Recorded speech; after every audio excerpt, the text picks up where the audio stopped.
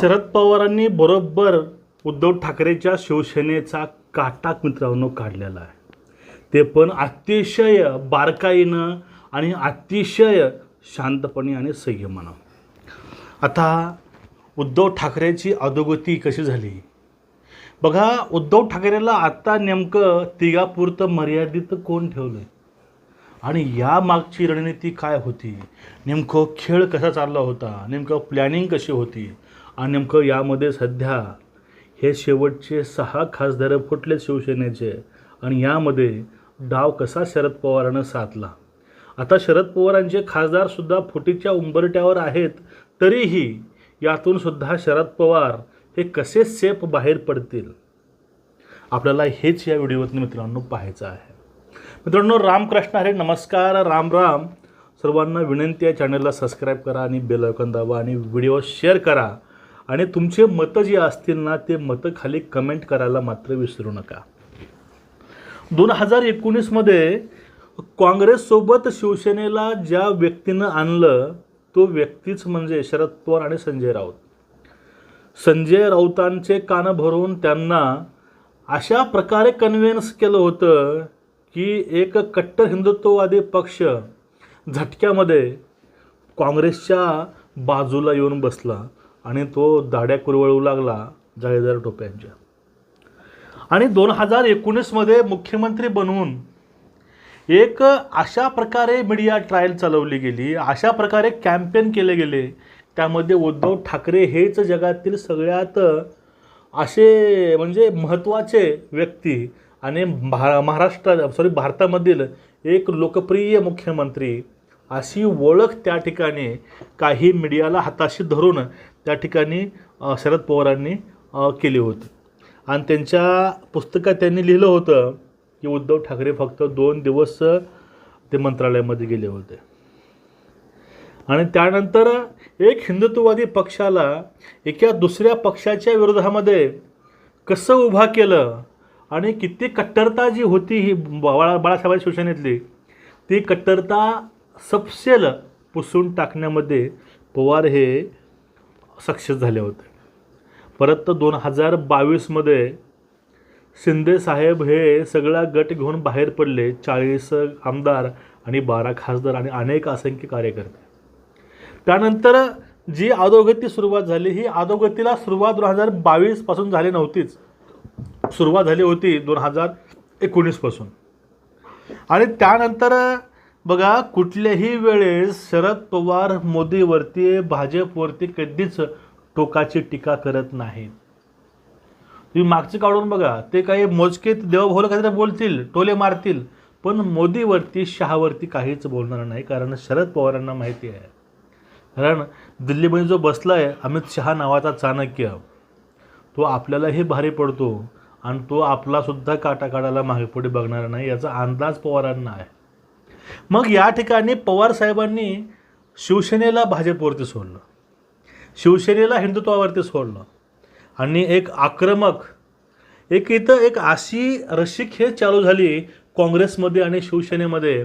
आम्ही कसे पुरोगामीवादी आहोत, आम्ही कसे कट्टर हिंदू विरोधी आहोत, आम्ही कसे भाजप विरोधी आहोत, या भावनेतून जो द्वेष भरला गेला शिवसेनेमध्ये उद्धव ठाकरेंच्या, हा द्वेष भरणारेसुद्धा कुठेतरी हेच महाशय आहेत. आणि त्यांची अवस्था आता अशी आणून ठेवली आहे की यांच्याकडं जे काही मोजके 3-4 शेवटला उरणार आहेत त्यांच्याकडं भाजपकडे जाण्याचा कुठलाच पर्याय हा उघडा नाही किंवा कुठलाच पर्याय तसा नाही, इथपर्यंत त्यांनी आणून ठेवलेला आहे. आणि त्यानंतर आता कालपर्वाची गोष्ट आहे, मागच्या महिन्यामधील संजय राऊतांनी एक पुड्या सोडल्या होत्या. त्या पुड्या कशा होत्या की ममता बॅनर्जी, राष्ट्रवादी काँग्रेसचे शरद पवार यांनी आपला जो काही पक्ष आहे तो पक्ष काँग्रेसमध्ये विलीन करावा.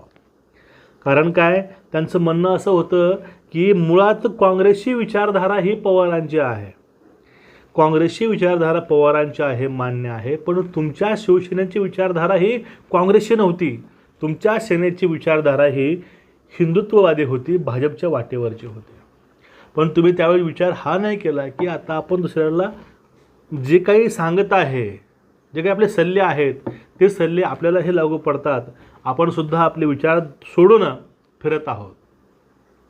मग यावेळेस काँग्रेसपासून वेगळं जर स्वतंत्र शिवसेना असली असती उद्धव ठाकरेंची, जर आज अवस्था ही झाली नसते. पण हे सगळं घडवून आणण्यामध्ये कुठंतरी पवारांनी हे यशस्वी प्रयत्न केलेला आहे. आणि बघा, जो काही राजकारण आहे ना पवारांचं, हे राजकारण खरंच अभ्यास करण्यासारखं आहे.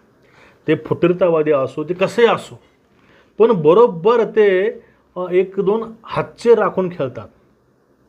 यांच्याकडे भाजपकडे जाण्याचे सगळे रस्ते खुले आहेत, त्यांनी एकही रस्ता बंद केला नाही. आणि त्यांचे जे सुप्रिया सुळे जे आहेत ह्यासुद्धा उत्सुक आहे जरा तिकडं. पण जे काही शिवसेना आहे यांची अवस्था अशी नाही, त्यांची अवस्था ही झालेली आहे. आता उद्धव ठाकरेंचे 6 फुटलेले आहेत, आता फक्त 2 राहिलेले आहेत, 3 राहिले सॉरी. देसाई, तो अरविंद सावंत आणि एक राजेभाऊ वाजे, हे 3 खासदार, त्यानंतर संजय राऊत आणि त्यानंतर उद्धव ठाकरे, आदित्य ठाकरे, हे 5-6 जण आहेत, वरुण देसाई वगैरे, हे तिथं राहतील. पण शरद पवारांचं असं नाही. शरद पवारांचे फक्त रोहित पवार आणि ते मुंबईचे अजय देवगण ते आव्हाड, यांची फक्त इच्छा आहे की काँग्रेससोबत जावं किंवा आपण अलग राहावं. बाकी पूर्ण राष्ट्रवादीची इच्छा एकच आहे की आपण भाजपसोबत जावं, भाजपसोबत म्हणा किंवा मूळ राष्ट्रवादीसोबत जावं. आता यांच्या गोट्यामध्ये ह्या गोष्टी चालू आहेत. पण काहीही होईल, यामध्ये काका हे जिंकतीलच. कारण हे राष्ट्रवादी का लोकांची नाही, त्यामध्ये यांची सून आहे, यांचेच नातवंड आहेत. काका 2 पावलं पाठीमागं आले तर काही फरक पडणार नाही. कारण तिकडे जाऊन राज्याच्या राज्यात सध्या अर्थमंत्रीपद शिल्लक आहे, ते पद सुप्रिया सुळेला मिळू शकतं. म्हणजे काका हे मुळात लॉसमध्ये नाहीत. काका तोट्याचा सौदा कधीच करत नाहीत.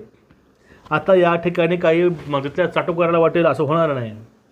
अहो, मुळात 2014मध्ये शरद पवारांनी बिनशर्त पाठिंबा हा भाजपला दिला होता, बार्गेनिंग पॉवर कमी करण्यासाठी शिवसेनेची. म्हणजे काकांनी त्यावेळेसुद्धा पाठिंबा भाजपला दिला. आणि कधी अशी कुठली वेळ आली त्यावेळेस काकाचा छुपा पाठिंबा असतोच.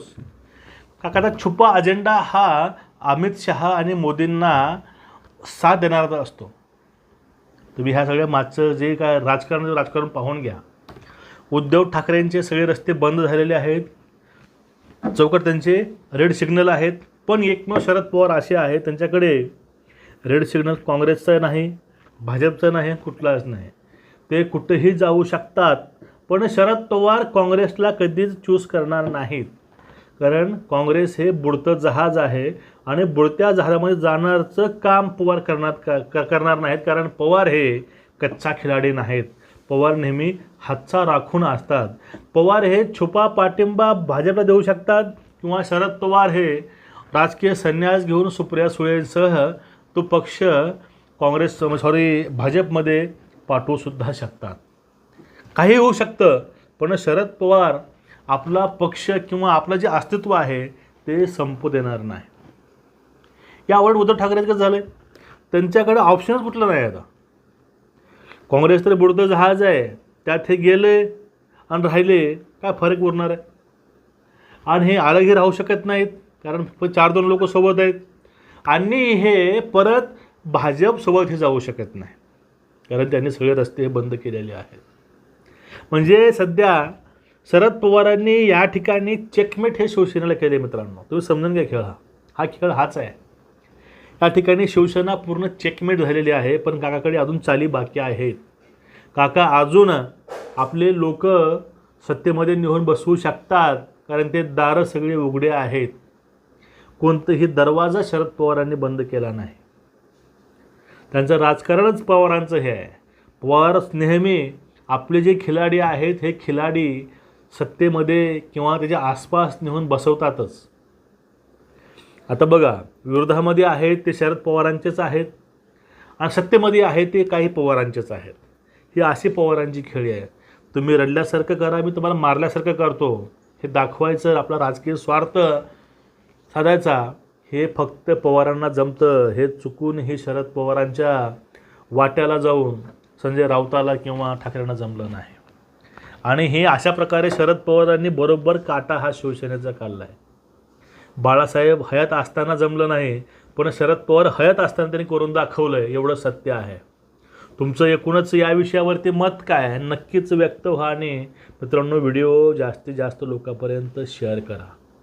उद्या भेटूया परत. तोपर्यंत सर्वांना रामकृष्ण हरी, नमस्कार, वंदे मातरम आणि जय महाराष्ट्र.